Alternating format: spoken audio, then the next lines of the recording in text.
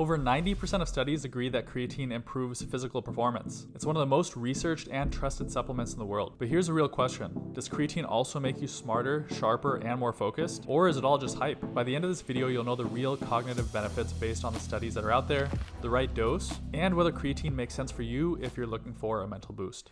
So I want to hop right into it and give you an understanding of, my own experience with creatine, okay?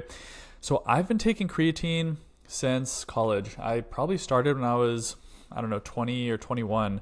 And I saw some pretty awesome benefits. I'd been working out already for maybe 3 or 4 years at that point.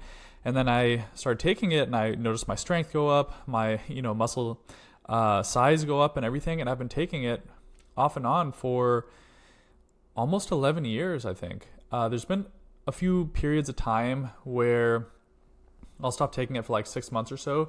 Like a couple of years ago, I stopped taking it for like 6 months, but all in all, I've been taking it for almost a decade, and it's helped me so much physically through the years. Put on, muscle. As you can see, over time, I've put on like 25 plus pounds of muscle since I first started, taking it.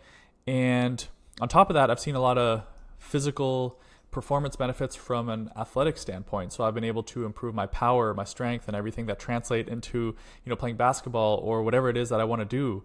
And so I have always been a very big advocate for using it myself. And I've been watching and listening to a lot of, big names and doctors talk through what are some of the cognitive benefits. I feel like so many studies up until recently have only looked at the physical performance benefits. And so I've been so curious to see, what do the studies actually say? Because I hear anecdotal, evidence from secondhand from some of these podcasts and stuff, like from Dr. Rhonda Patrick on Diary of CEO, or from, Paul Saladino or Dr. Peter Attia, these big names online, they'll talk about some of these benefits, but I wanted to really see and compile what the different studies actually say. And then, by the end of this video, you'll be able to make your own judgments and see if it actually works for you.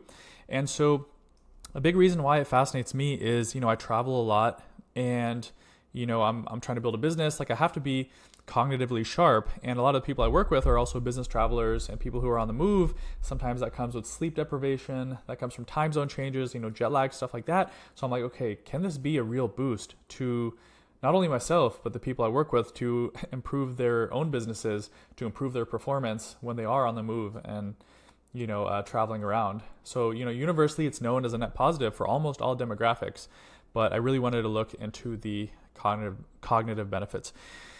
So, I was using the deep research feature on ChatGPT, and I was trying to understand, okay, how do I actually break this down into a few different sections? So I put this, big chart together just because I wanted to visually show how can you actually break this down based on what's out there right now.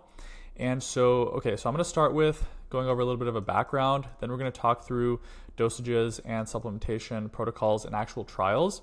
Then we'll talk through the cognitive benefits for improved memory, attention, and speed. We'll then go into, consistency of benefits versus placebo. That's something I've been very curious about. Like, is it just placebo because you're taking more, or is it actually doing something? Another one is, what are the effects under fatigue, sleep deprivation, and similar, stressors on the body, which is, again, very important for people who are on the move, trying to be high performers. And then we'll go into, is it just a current trend or is it an actual effective nootropic? And then there's some other questions, I was going back and forth with on the deep research feature, but there were about, I think, 32 studies that it was able to compile. I went through those and I wanted to make it more easily digestible. Okay, so let's hop right into it. So first of all, these studies that I compiled were based off of creatine monohydrate, and I'm not going to go into like the physiology of creatine itself because there's a lot of information on the internet about that. And if I do, I'll make a separate video on that. I want to focus strictly on the mental benefits. And all these studies focus on monohydrate. There's different forms of creatine, like creatine HCl, hydrochloride, but almost all the studies that have come out have been on creatine monohydrate. So creatine monohydrate is a well-known dietary supplement for muscle performance, like I was saying, but research continues to grow to understand its nootropic or mental benefits. Now, the brain has a high energy demand, and it suggests a theoretical benefit that it can buffer the cellular energy as phosphocreatine, which is how it actually affects our body. And it might support the different mental processes when we have, a high stress workload. And we can get creatine in our diet. So our diet can provide some limited creatine, specifically through eating meat or fish. And that'll typically come to you need to eat like a kilogram of meat or fish to get an equivalent amount of creatine that you would otherwise supplement with. So typically a supplement dose is 5 grams a day. And because of that, this has prompted human trials to test whether boosting the brain creatine improves the memory, attention, cognitive function. So all the findings in these studies are going to focus on, those benefits. And so let's get into the dosages and supplementation protocol. So the human studies on cognition have used a different range of dosing strategies. So many of the trials have just a daily dose of 5 grams, which is the usual amount when it comes to like the standard amount you would be using, often for several weeks. And sometimes it comes with a short loading phase, which sometimes I don't typically recommend this, but to get the creatine saturated in your body, they'll recommend a loading phase, which will be like having 20 grams a day for a week to get it saturated in your body, or just take the standard dose of 5 grams a day to get it saturated in your body. It'll just take 3 or 4 weeks as opposed to 1 week. But I personally prefer to not load, just so I don't have excess bloating, that kind of thing. But another thing that was looked at was acute high dose regimens that have been tested in certain scenarios. So if you do a single dose of 20 to 30 grams to sleep deprived participants in one night, like how does that actually affect the body? And that was one I found very interesting, because I saw a video yesterday of Paul Saladino. I think he takes 20 grams of creatine a day. Dr. Rhonda Patrick, she was saying on Diary of a CEO that she takes 10 grams of creatine a day, and she's found benefit in that. And I've only been taking 5 grams of creatine a day for my entire life whenever I've been taking it. So that really intrigued me, especially for someone who's smaller in size, someone who's female, but they're still seeing positive benefits. So I'm like, okay, like if this can work, there might not be as many drawbacks, in increasing the dose for any demographic, younger, older, female, male, whatever it is. And so overall, the meta-analyses indicate that effective dosages for cognitive studies have ranged from 2 grams up to 20 grams, with intervention durations from 5 days to 24 weeks. And in a 2023 systematic review, the dose and length of creatine supplementation did not significantly alter the cognitive outcomes. Okay, so that was 2 years ago. So benefits were observed across various dosing regimens, and we'll go into what this actually means. But interesting observation early on. The doses and lengths of creatine did not significantly alter the cognitive outcomes. Okay, interesting, but we'll look more into that. So this suggests that both a short-term high dosing and long-term moderate dosing have been explored, which is important. And there's many trials in healthy adults it uses the practical approach of 5 grams a day, which is safe, inexpensive, and sufficient to elevate the brain creatine over weeks. Also, these studies are done in healthy individuals. If you do have pre-existing kidney conditions or any other health conditions, it definitely is something to consider, when taking creatine in general. You want to be cognizant of that, but these studies do take into account that this is on healthy individuals. So in acute studies targeting immediate effects, so 24 to 48 hours of sleep loss, higher doses in the 15 to 25 gram range have been administered, and you'll see what the results from that were. And then all studies, like I said, were using creatine monohydrate, the most studied form of creatine. Okay, so that is the dosage that was looked at across the board. Now let's get into the meat of it. Like, what is, the actual cognitive benefit when it comes to memory, attention, and speed? So memory enhancement is the most consistently reported cognitive benefit of creatine in adults. A 2023 meta-analysis of placebo-controlled trials found that overall memory performance was significantly improved by creatine supplementation.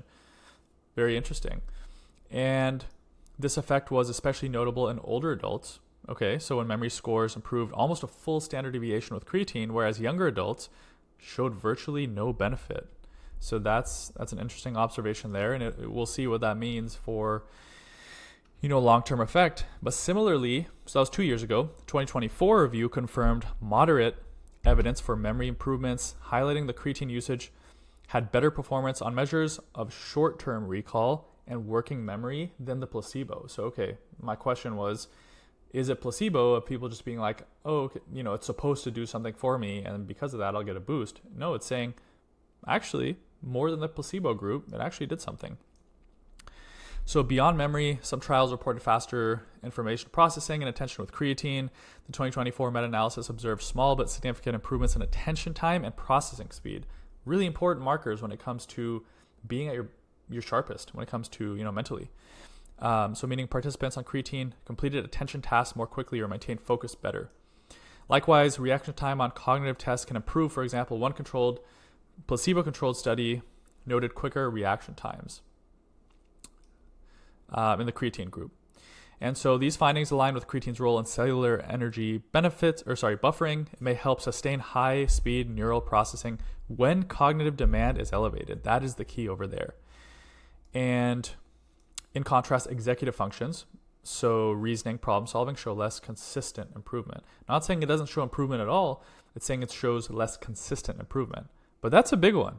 That's a big one. When people throw around, it just helps mentally. But what does that mean? And that does help, explain that. So thus, while creatine may modestly aid memory, attention, and mental quickness, it does not uniformly enhance all cognitive functions in healthy adults. No improvements have been firmly established for complex executive tasks. Now, it is important to note that these studies are still early. Like, you'll see all these studies are from 2023, 2024. Like, these are all in the last 2 years. There's going to be a lot of research going into this in the next decade.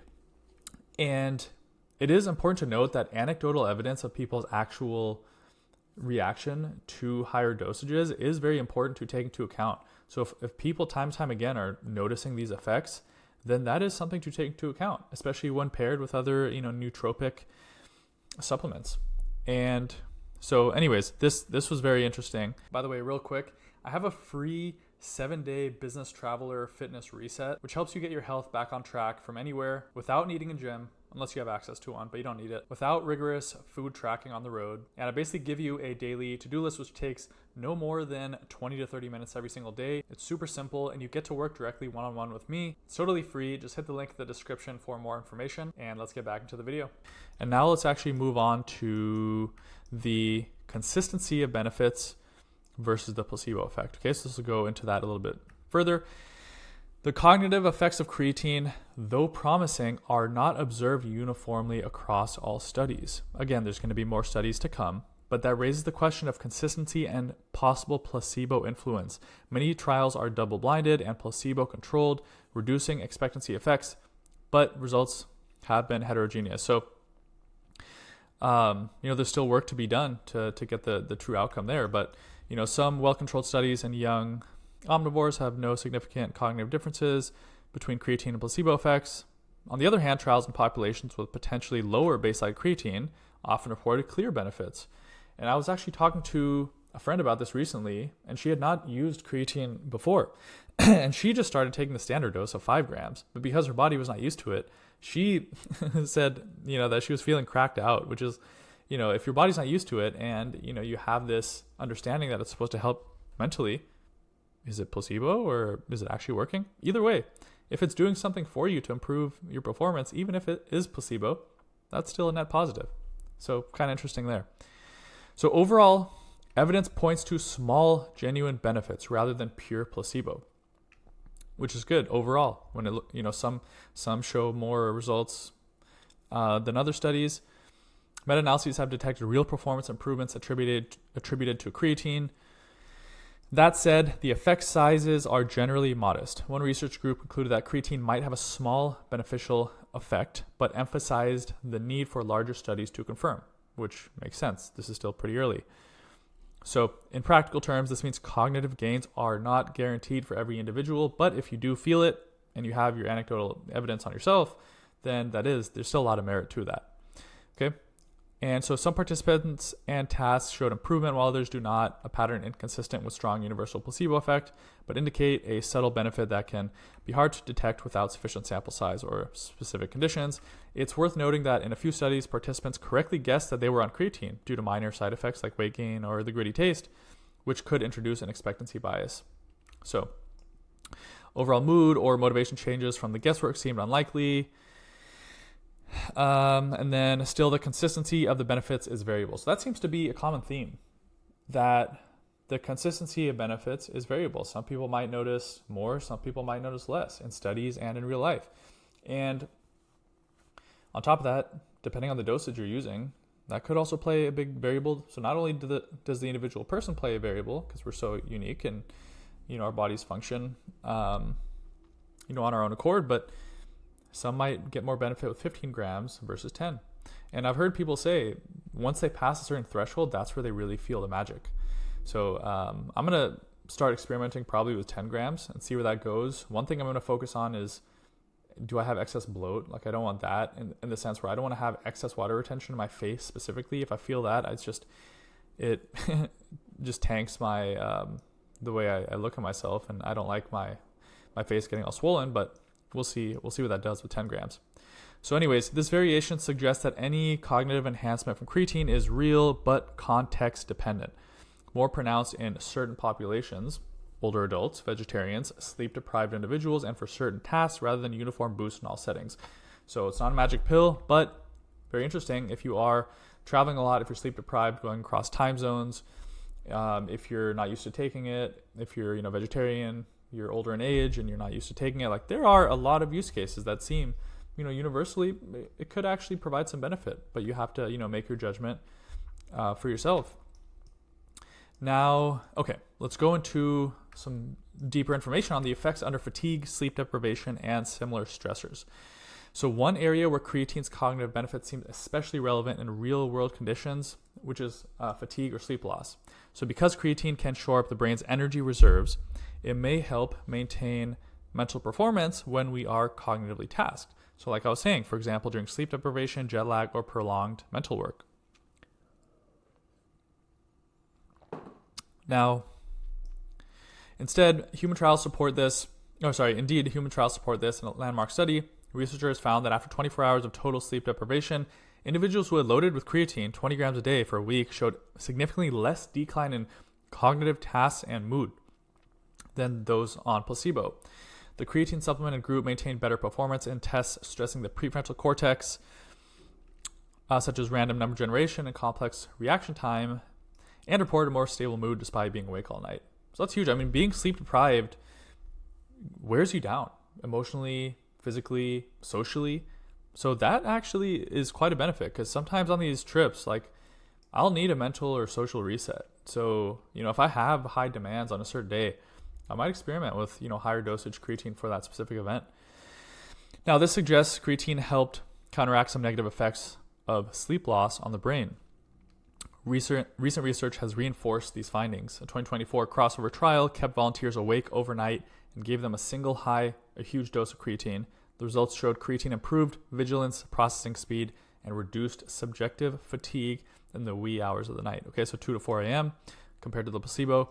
Brain scans in that study, so they were actually able to scan the brain on this, indicated creatine-treated subjects had more stable brain energy metabolites and even prevented the typical drop in brain pH that accompanies prolonged weakness. So that's some physical change that when they're actually looking at the brain itself. So what does that mean?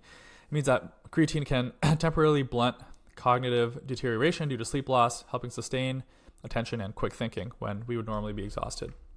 So could be very beneficial for, that specific demographic, those who are on the move. So such effects could plausibly extend to analogous situations like jet lag, which similarly involves sleep disruption and, circadian misalignment, or any scenario of cognitive fatigue.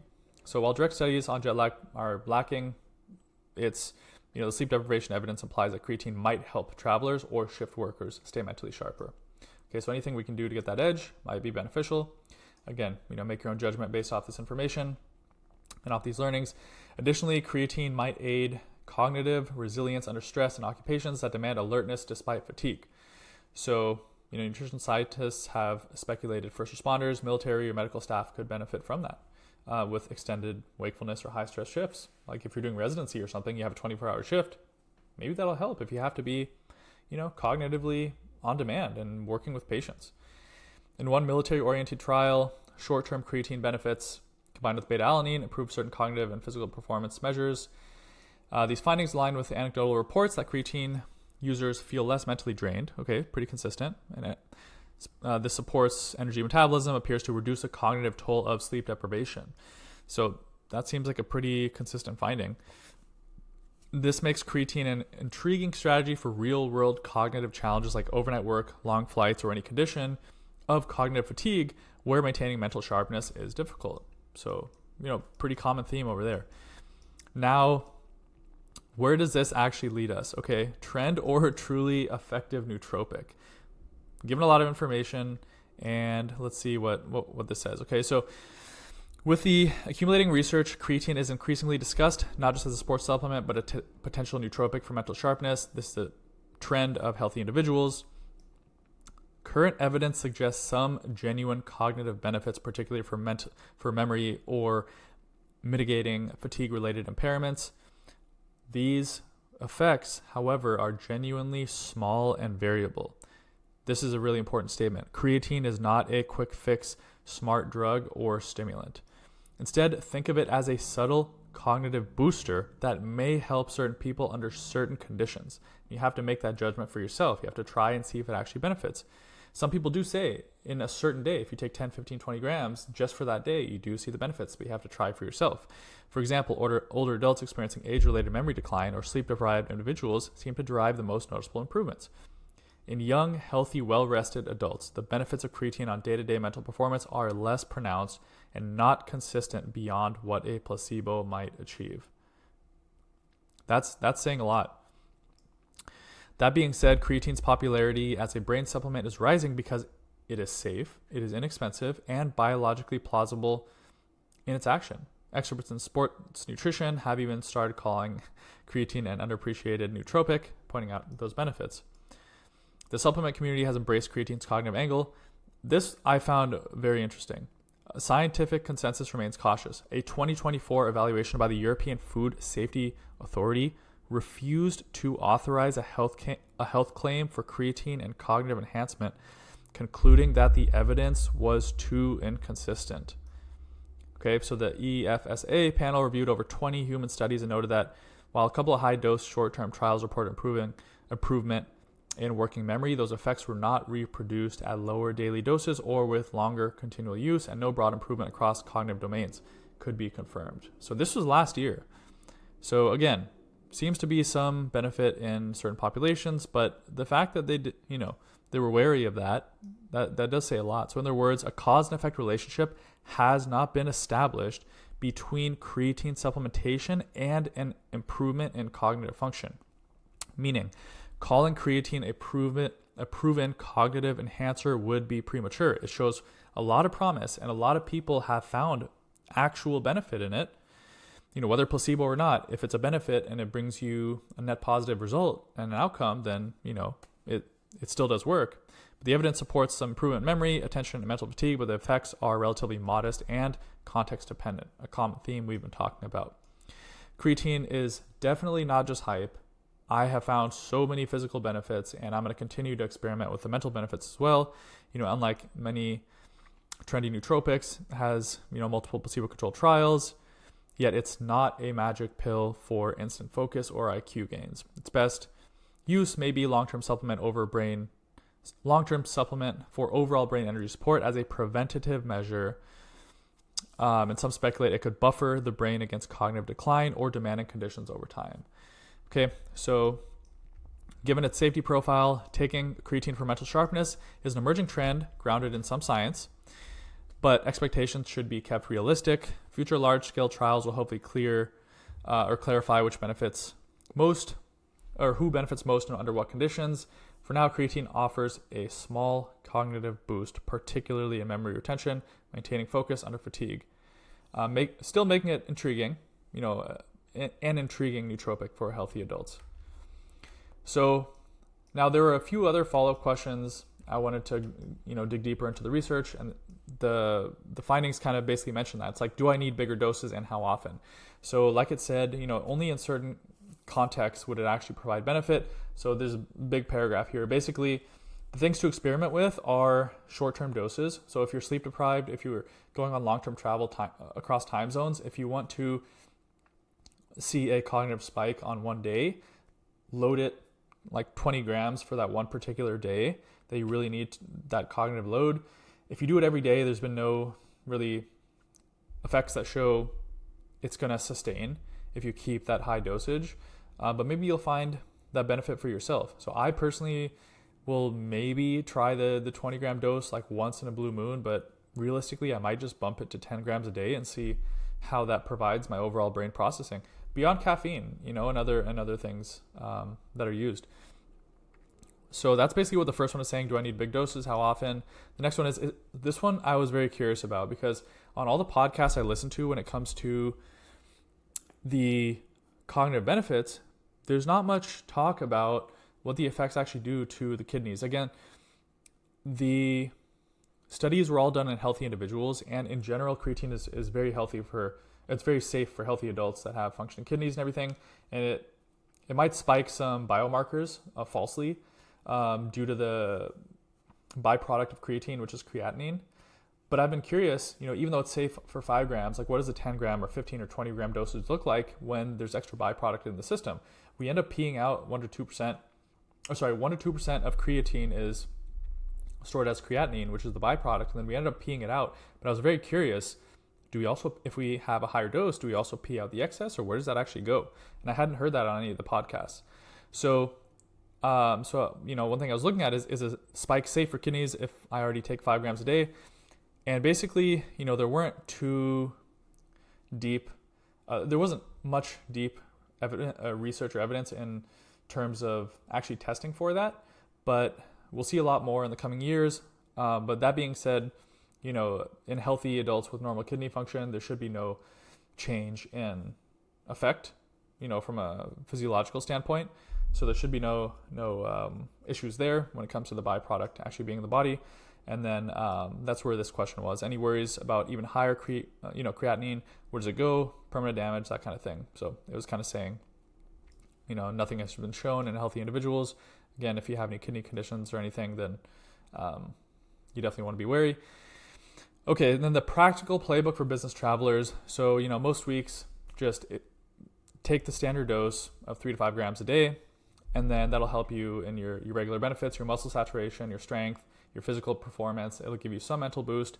And then if you do have a big trip with expected sleep loss, it said option A is to take 20 grams a day for 4 to 5 days leading up to the trip, 5 to 7 days leading up to the trip, and then go back down to the 3 to 5 grams.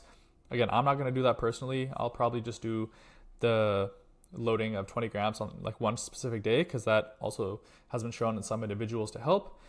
And we'll see where that goes. And some side notes that you should consider with creatine. I have had some clients that have some GI issues or some bloating or some nausea, that kind of thing. And so you have to see how that affects you. It could also have higher water retention. It says looser stool. So I haven't had those effects, but maybe if I go to higher doses, maybe I'll feel those. We'll see. But like I said, I'll probably just go up to 10 grams. Or maybe the occasional spike beyond that.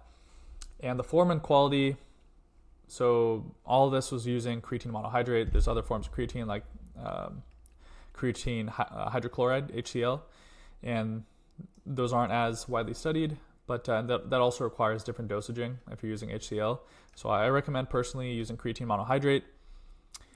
And caffeine, mixed data for muscle performance interactions, no solid evidence that negates the cognitive effects under sleep loss, but prioritize consistency with your usual caffeine routine. Meaning, if you're going to take caffeine, or if you're going to increase a dose, take your regular amount of caffeine, still, keep other benefits in place like your hydration and that kind of thing to make sure your body's functioning at peak performance. Make sure you have the right nutrition. This is not a substitute or a magic pill that is going to replace anything. If you're doing if you're putting other bad habits into place that are going to spike your energy or crash your energy, then this isn't going to automatically fix that. Like, you want to pair this with, having balanced nutrition even when you're on the move, and having high protein, making sure you're keeping dietary fiber sufficient, making sure you're staying hydrated and you're exercising regularly so you can control your insulin sensitivity and that kind of thing. You're not having a bunch of crashes throughout the day from your nutrition.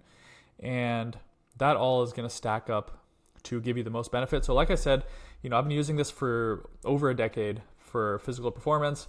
I am very, very curious to see where my personal effects are going to come if and when I increase the dose from my daily 5 grams to 10 grams a day. I am a bit skeptical, not going to lie, just because it is so early. But like I said, make your own judgments. And based off of this, you can see, you'll hear a lot of things on social media based off of, other people's findings. But when people are pointing to data and research, like I wanted to see what are the actual studies saying uniformly. And it seems like the general consensus is it varies across context and demographic, and it's very contextual. It's very individual to the person. So again, make your own judgment. Try it out for yourself. It's been widely safe and inexpensive to take creatine in general. I recommend it for anyone who has any sort of performance goals. And yeah, if you got some value out of this, you'll like this next video on the screen, and I'll see you in the next video.